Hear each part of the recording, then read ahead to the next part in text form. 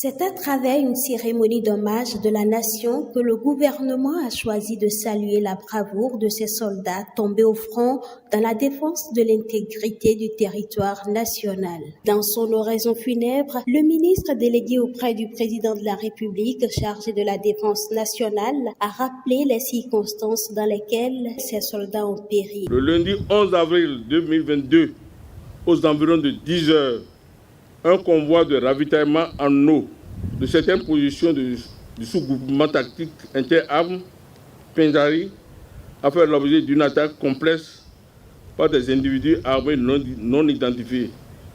En tête du convoi, sur un engin à 2 roues que vous conduisez, soldat de première classe Barasuno, vous êtes passé de vie à trépas sous le feu nourri des ennemis.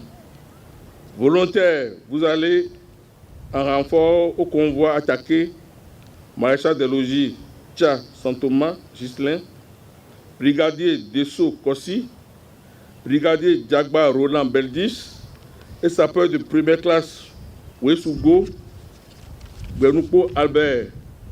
Vous avez embarqué dans un véhicule blindé de type ZFB-05 qui ne reviendra hélas jamais car ayant été soufflé par un engin explosif improvisé.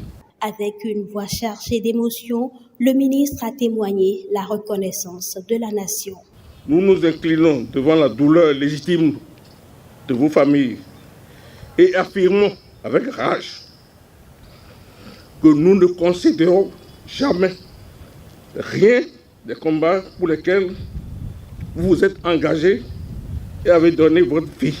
Vos parents biologiques et professionnels vous pleurent avec la fierté qui accompagne le souvenir de ceux qui ont fait le sacrifice suprême, la mort pour la patrie. Une mort de héros qui fait honneur à notre armée, à notre drapeau et à notre nation. La vice-présidente de la République, après avoir décerné à chacun à titre posthume le titre de commandeur de l'ordre national, a salué la mémoire des martyrs morts pour la patrie et réitéré la reconnaissance de toute la nation pour le sacrifice suprême.